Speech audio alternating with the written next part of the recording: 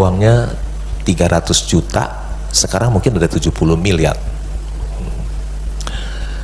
Saya juga punya teman inisialnya R, ya. Uangnya 2 miliar. Dia dan yang satu dari keluarga tidak punya, yang satu dari keluarga kaya. Lulusan Singapura, orang tuanya kaya, dimodalin 2 miliar. Sekarang uangnya ada 180 miliar. Ya, jadi usianya juga 35. Lebih baik tidur daripada kerja keras, Pak. Kalau sudah punya wonderful company, kalau belum punya tidur tambah miskin, Pak. Kalau sudah punya wonderful company ya. Jadi sebelum saya buka pertanyaan, saya ingin nanya nih Pak, ke Bapak. Saham apa yang Bapak miliki yang returnnya paling gede Pak, sepanjang Bapak berinvestasi saham? Capital gain Pak ya, dan dividen paling gede sama apa Pak? Kebetulan perusahaannya milik Ketua Kadin. Ketuanya Bapak nih semua. Ketua Kadin Pak Arsyad Rashid. Dia adalah Presiden Direktur CEO dari Indica Energy ya. Tahun 2016 saham Indica Energy itu turun jadi seratusan ratus, padahal nilai buku per sahamnya masih 2000. Wih, beli nilai buku per saham itu modal dibagi dengan jumlah saham per saham masih 2000, harga sahamnya seratusan. Punya tambang batu bara 30 juta ton setahun. Batu bara diperlukan oleh China dan di India juga perlu batu bara. Saya membelinya, padahal pialang saya menasihatin saya, dia bermaksud baik, bukan mau mencelakakan saya, dia bermaksud baik. Ketika saya telepon, dia MBA lagi, lulusan Amerika. Ketika saya telepon, Pak tolong belikan saham Indica Energy, dia bilang, Pak jangan beli Pak, batu bara masa depan suram, dia bilang. Saya bilang, batu bara itu komoditas, hari ini suram besok cemerlang, habis cemerlang besok suram lagi, besok cemerlang lagi. Dah beliin aja, beli terus. Jadilah saya pemegang saham terbesar nomor 4 di Indica Energy, yang kebetulan CEO-nya adalah Pak Arsyad Rashid, Ketua.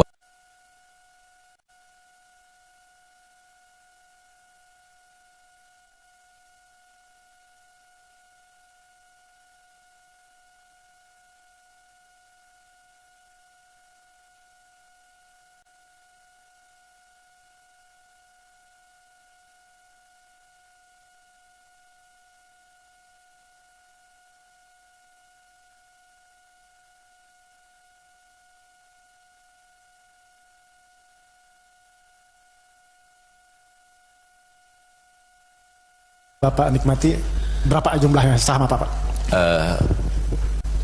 Kalau lihat di berita-berita, atau satu saham aja tahu berapa saham? Satu saham aja lah. Juga di batu bara. Ya saya pemegang saham di, bukan rekomendasi membeli atau menjual. Saya pemegang saham terbesar nomor 2 di ABM Investama, tambang batu bara. Ya. Tahun ini saya terima dividen 40 miliar lebih. Ya. Satu perusahaan 4 miliar lebih ya, karena ya. Satu perusahaan Pak ya? Satu saham. Sekarang punya berapa perusahaan Pak? Cukup banyak. Nggak bisa disebut nih. Oke, jadi saya buka pertanyaan sekarang ya. Wah belum.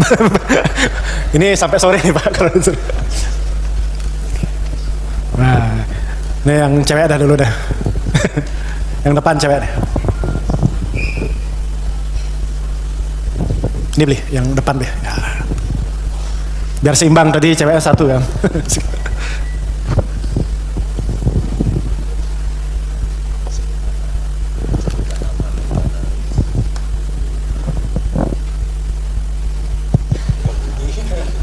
Dipencet. Cik. Udah. Baik. Selamat siang Bapak, terima kasih atas kesempatannya. Perkenalkan nama saya Amanda. Saya izin bertanya sebelumnya. Saya ingin belajar sebelumnya dari Bapak.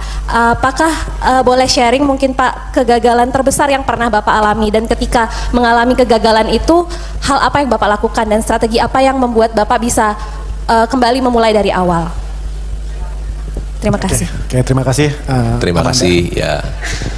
Tentu saja saya pertama kali beli saham juga sudah gagal ya. Pertama kali 35 tahun yang lalu saya beli saham IPO Gajah Surya Multifinance, beli ketika listing ya, beli ketika IPO, listing jual. Itu strategi investasi saya yang pertama. beli IPO, jual listing, begitu listing turun sahamnya, terpaksa saya jual, rugi ya. Kedua, saya beli saham Astragrafia, begitu juga beli ketika IPO, jual listing, begitu listing turun, rugi lagi ya. Dan berikutnya terus ada tight money policy, uang ketat dari Menteri Keuangan almarhum JB Sumarlin, uang ketat seperti di Amerika tuh ada uang ketat ya karena inflasi. Wah, saham hancur, juga rugi terus, tapi nggak sampai habis. Kalau mau mulai lagi gimana? Saya kalau uang saya habis nggak bisa mulai lagi, terus beli sahamnya dari mana? Berarti saya mesti balik lagi kerja lagi ya. Jadi selama ini kalau saya rugi nggak sampai habis. Kalau sampai habis nanti saya nggak bisa main saham lagi, nggak bisa beli saham lagi, duitnya dari mana? Nggak bisa. Jadi saya untuk supaya uang saya tidak habis, ya saya nggak pakai hutang membelinya. 99,99% uang saya beliin saham, tapi jangan pakai utang, sorry. Karena orang yang berhutang dia bisa bangkrut, tapi saya orang yang tidak berhutang nggak bisa bangkrut. Ya, seperti tahun 2016, semua orang nggak krisis 2016, tapi saya krisis. Ya, saya krisis. Saya beli satu saham, sahamnya saya beli sampai turun ke 50 saya masih beli ya. Nah, itu saya krisis. Semua orang nggak krisis, saya krisis. Tapi beruntung Tuhan masih lindungin saya. Saham itu balik ke 500 dan saya jual, uang saya kembali ya, uang saya kembali. Jadi kalau saya beli 10 saham, rugi 1, oke lah, karena saya salah lihat orang ya. Yang 9 untung nggak apa-apa lah, kan saya juga bukan dewa yang selalu benar ya. Kesalahan saya cuma 1, saya salah lihat orang. Saya pikir orang ini baik dan jujur, ternyata tidak jujur, suka korupsi beruang perusahaan ya. Tadi saya lihat di depan tuh 10 kali ada di depan, tidak korupsi, tidak korupsi, tidak korupsi, tidak korupsi, tidak korupsi, tidak korupsi. Ternyata saya salah lihat. Saya pikir dia orang baik, jujur, ternyata dia korupsi juga, habislah. Kalau perusahaan yang kita beli pengendalinya korupsi, nggak ada harapan. Karena apa? Karena saya salah lihat orang, matanya salah, kirain dia orang baik, ternyata orang tidak baik dan tidak jujur. Begitu kesalahan saya, Pak. Oke, jawab ya. Pernah juga gak beliau gagal berarti? Pernah juga gagal yang memilih saham, Pak ya. Oke, berikutnya sebelah sini, yang belakang deh, belakang. Tes. Baik, selamat siang. Terima kasih waktunya. Izin bertanya, Pak. Nama dari ya, mana? maaf sebelumnya, namanya Jaya. Kebetulan saya juga mulai terjun di dunia saham dari 2019. Jadi ada sedikit pertanyaan untuk Bapak Lo. Bapak Lo tadi sempat memberitahu bahwa takutlah saat orang serakah dan serakahlah saat orang takut, seperti itu. Mungkin tadi case-nya waktu COVID. Bapak Lo bilang waktu COVID banyak bermunculan namanya sebagai pemegang saham pengendali, seperti itu. Jadi ada juga kutipan seperti cash is the king. Nah, pertanyaan saya, Pak, bagaimana caranya Bapak mengatur kapan Bapak menyimpan uang secara cash untuk menjadi amunisi ketika ada harga saham turun seperti yang Bapak bilang seperti hujan emas, kapan eksekusi all in di suatu saham seperti itu. Jadi ketika case-nya seperti COVID kemarin, pandemi, mungkin Bapak sudah pernah melewati historical seperti misalkan 2016 atau 98 mungkin ada tragedi. Jadi apakah sudah memiliki prediksi bahwa kejadian-kejadian di dunia akan berdampak sangat signifikan terhadap efek bursa efek kita di Indonesia? Jadi sudah ada strategi untuk simpan duit secara cash untuk nanti dieksekusi setelah hujan emas seperti itu. Baik, terima kasih, Pak. Terima kasih atas pertanyaannya. Apakah saya sudah memprediksi? Sudah tahu sebelumnya? Ingat ya, hari esok itu misteri. Tidak ada seorang pun yang tahu apa yang akan terjadi hari esok ya. Ingat, jadi jangan bilang sudah tahu ya. Hari esok itu misteri.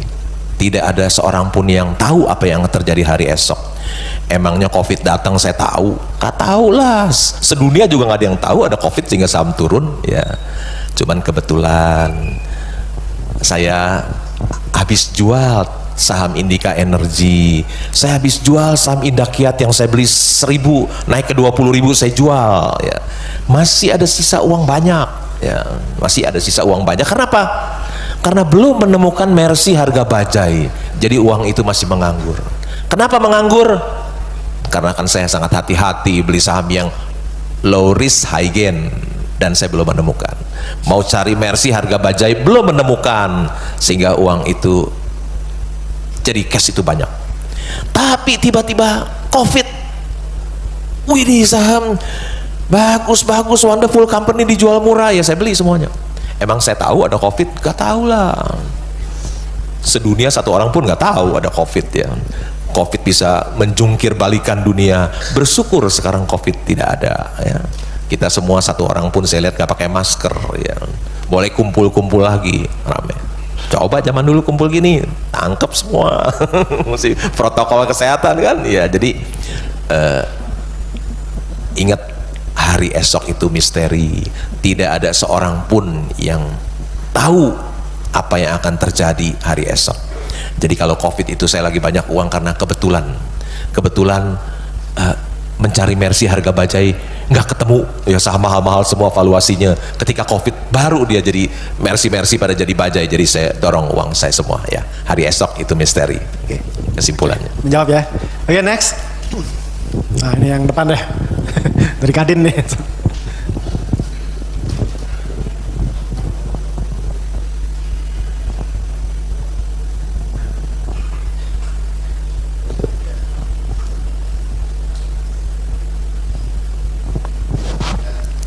Tes, ya.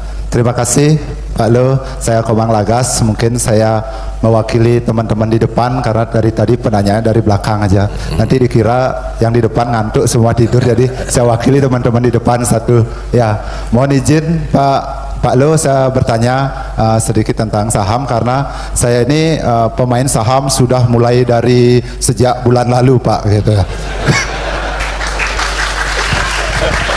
Ya, karena ada acara Kadin, saya sudah cerita tadi ada acara Kadin tentang saham. Jadi bulan lalu saya coba untuk bermain saham, Pak, gitu. Jadi setelah itu biar ada saya bertanya sekarang sama Bapak, gitu. Kalau misalnya sebulan lalu saya nggak main saham, mungkin saya sulit bertanya, Pak, seperti itu.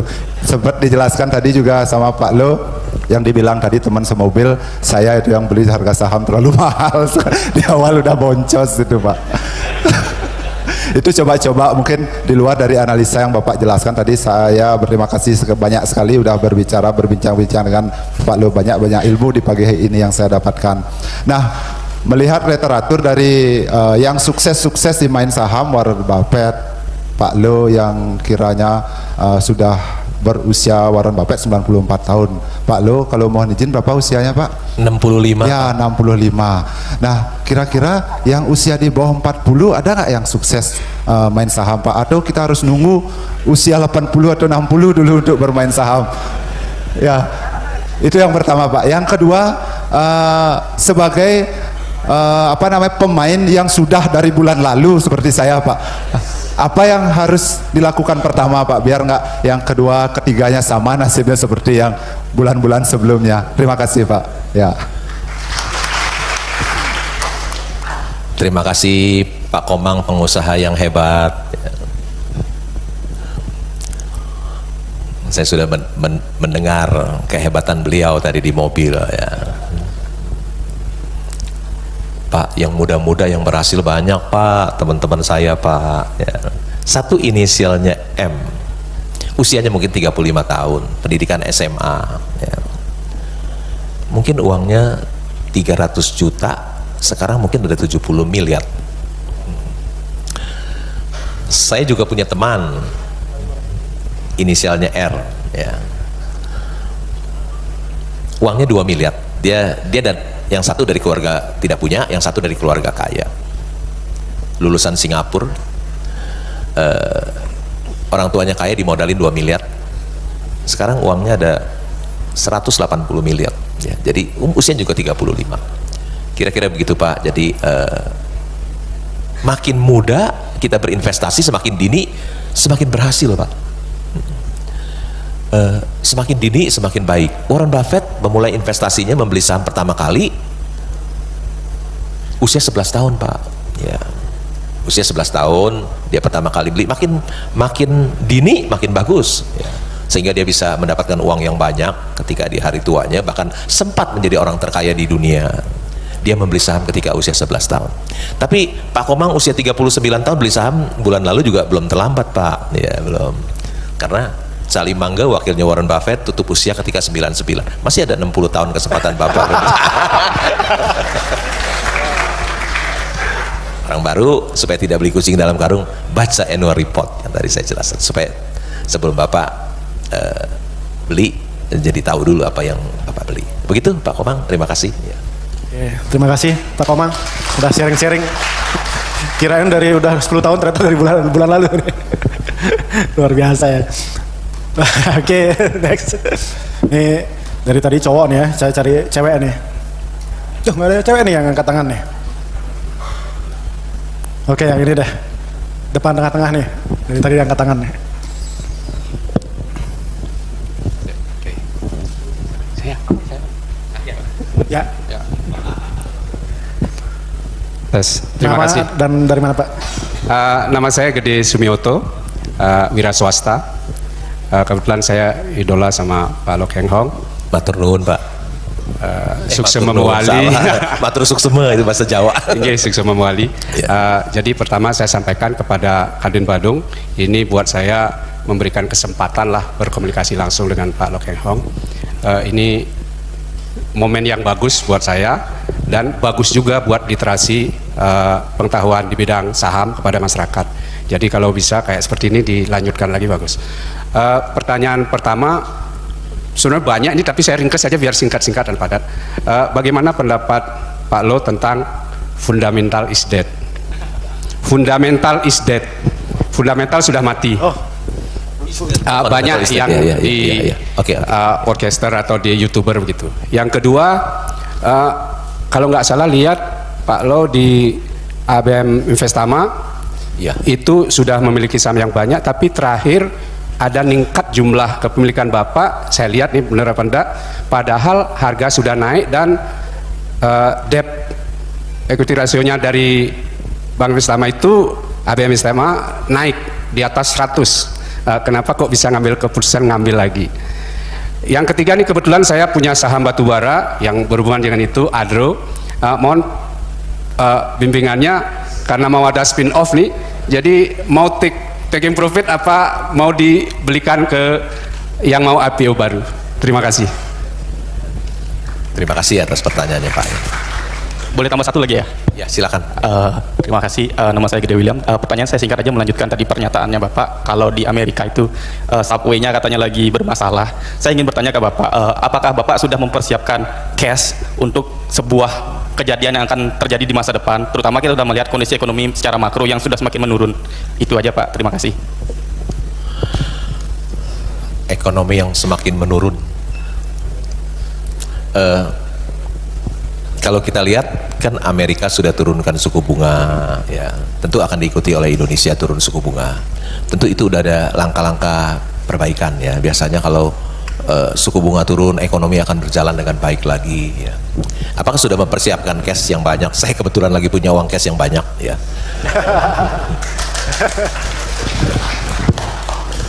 Karena IHSG all time high.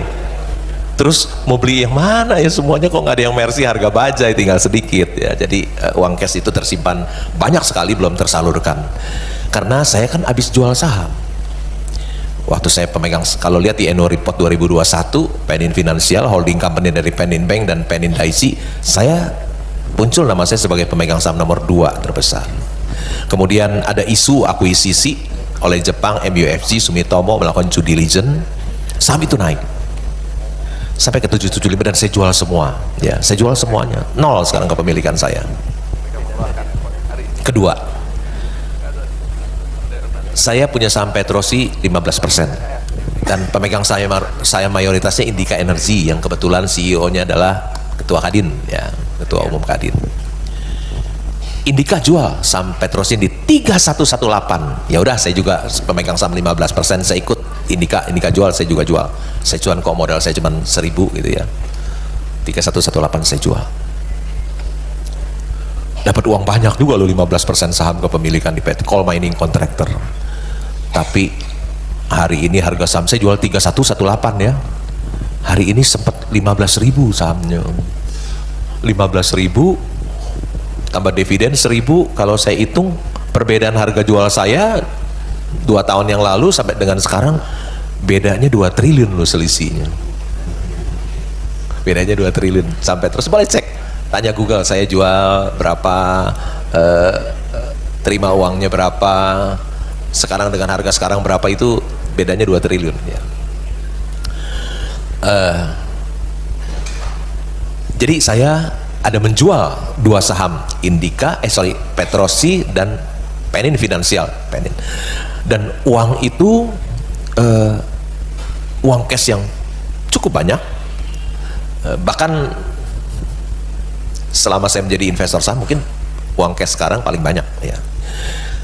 Karena indeks all time high, jadi saya nggak bisa menemukan saham-saham mana yang harus saya beli ya.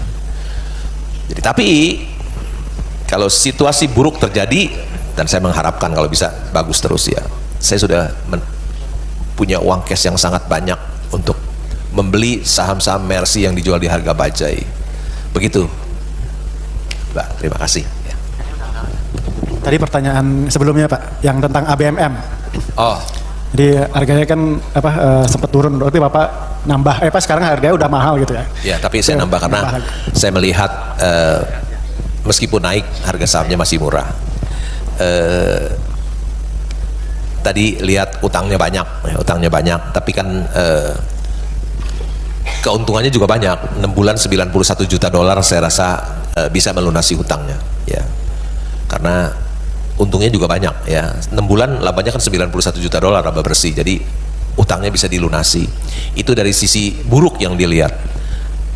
Coba lihat sisi baiknya ya. ABM Investama itu punya 30% saham Golden Energy Mine. Berapa hari yang lalu saya lihat valuasinya 80 triliun ya. Dia punya 30%, itu nilainya 24 triliun. Kepemilikannya satu di situ saja sudah 24 triliun, sedangkan valuasi dari ABM Investama kan masih di pasar cuma 12 T ya, sedangkan hartanya di situ 30% 24 triliun. Jadi itu masih ada sisi baiknya ya. Jadi berimbang, tadi cerita utangnya yang besar, saya juga cerita sahamnya yang masih under value. Bukan rekomendasi membeli atau menjual juga ya, ini hanya menjawab pertanyaan ya,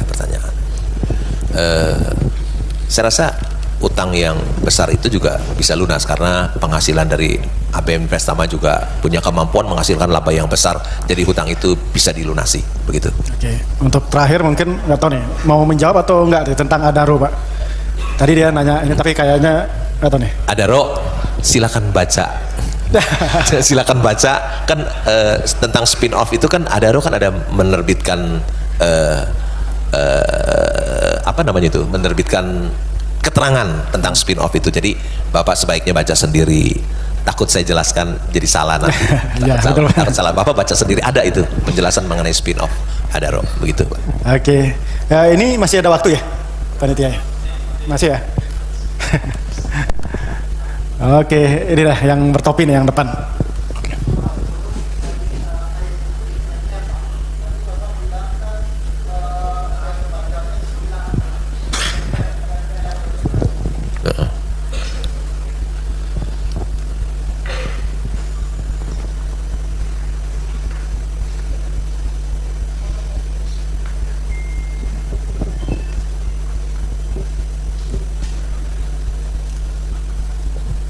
Cek, saya izin Pak tanya tentang ABMM. Kebetulan saya masuk di ABMM kemarin, sempat masuk juga di 20 Juni 2024 dengan RSI di bawah 30 Pak, relatif string index di bawah 30, sempat masuk di harga 3.100. Kemudian saya keluar di saat RSI di angka di atas 80 dengan saya keluar di 5.700 Pak. Nah, tadi Bapak sempat sampaikan bahwa ABMM ini berpeluang. Bapak bilang tadi dalam dalam presentasinya menyebut dengan PER di angka 9 gitu Pak ya. Kemudian saya cek PER-nya sekarang di angka 4.150 di 3,82 Pak. Jadi saya berhitung jika PER 9 berarti kemungkinan harga wajarnya di 9.829 Pak. Izin Pak tanya, ingin mengkonfirmasi aja Pak. Jika nanti Bapak, bagaimana tanggapan Bapak tentang hal itu? Terima kasih Pak. Apa pertanyaannya apa? Pertanyaannya berarti harga wajar IBMM ini di 9.829 Pak. Sekarang kan di 4.150 dengan PER 3,82 Pak. Terima kasih Pak. Terima kasih atas pertanyaannya. Jadi angka 9 dari saya itu rumusan dari saya, bukan menghitung harga wajar. Rumusan harga dari saya supaya kita tidak membeli saham terlampau mahal. Beli yang sangat perhitungan sangat konservatif, price earning ratio 9, price to book 1 kali. Itu bukan, jangan dikaitkan dengan harga saham ABM Investama, dua hal yang berbeda nih, ya, dua hal yang berbeda. Jadi juga tadi disebut RSI apa saya nggak ngerti, ya itu mungkin pendekatan teknikal. Saya nggak pakai teknikal sama sekali, ya saya hanya fundamental. Dan Warren Buffett pun tidak pakai teknikal. Tapi you mau pakai teknikal silakan aja, ya. Saya tidak pakai pendekatan itu. Pendekatan saya tentang valuasi saham, jadi bukan tentang rumusan angka 9. Rumusan angka 9 adalah kriteria kita ketika membeli saham, bukan menghitung harga wajar, ya. Saya menghitung wajar atau tidak dari price earning ratio, dari price to book. Jadi dua hal yang berbeda itu, demikian ya. Kalau dari Pak Lu, harga wajar ABMM berapa hitung-hitungan apa? Dari hitung-hitungan Pak Lu, harga wajar ABMM ya, tadi ditanyakan. Saya nggak hitung yang lain dia punya alat berat, dia punya tambang batu bara di Aceh dan lain-lain, saya nggak hitung semuanya. Saya hitung itu aja. Golden Energy Mine tadi valuasinya di market 80 triliun, sedangkan dia punya 30% kan artinya 24 triliun, sedangkan harga market capnya ABM Investama baru 12 triliun di bursa. Itu aja kelihatan ya. Dan ABM Investama itu saya bisa pegang lama, ya bagi lama, dengan harapan siapa tahu dia bisa mengulangi prestasi dari United Tractor. Dulu saya pemegang saham United Tractor, saya sudah jual, kehilangan kesempatan, saham itu naik terus. Nah mungkin ini jadi pengganti. Dia sekarang sudah memiliki Golden Energy Mine 30%, beli di harga murah, ya $420 juta. Padahal Golden Energy Mine itu setahun labanya 10 triliun, rata-rata 10 triliun. Dia dapat 3 triliun setiap tahun. Jadi investasi dia itu 2 triliun 3 bulan udah nol, ya. Dia belinya September 2022, sekarang akhir tahun 2 tahun 3 bulan, berarti memiliki saham ABN Investama 30% itu costnya nol, ya. Investasinya nol, gratis bisa punya perusahaan yang labanya 3 triliun kontribusinya buat ABN Investama, gratis, ya. Dan United Tractor dulu yang saya miliki juga kerjanya hanya coal mining contractor. Kemudian dia bisa membeli tua turangga, ya, tambang batu bara, dia bisa beli tambang emas, Agincourt dan lain-lain. Satu hari ABN Investama juga bisa melakukan hal yang sama, karena menurut saya ABN Investama punya kemampuan yang hampir sama dengan United Tractor. Dia beli Golden Energy Mine di harga yang murah, perusahaan tambang batu bara dengan harga yang murah. Satu hari dia pun bisa beli tambang-tambang lain dengan harga yang murah, ya. Bukan hanya ini, satu hari dia pun bisa lihat, wah ada tambang batu bara yang murah, orangnya butuh uang, jual murah, bisa dibeli juga tambah besar. Jadi dia bisa bertumbuh tambah besar. Begitu, Pak. Oke, terima kasih. Sayang sekali ya Bapak Ibu, karena waktu yang membatasi, kita sudah ini talk show dengan Pak Lo Keng Hong. Sekali lagi berikan aplaus kepada Bapak Lo Keng Hong ya.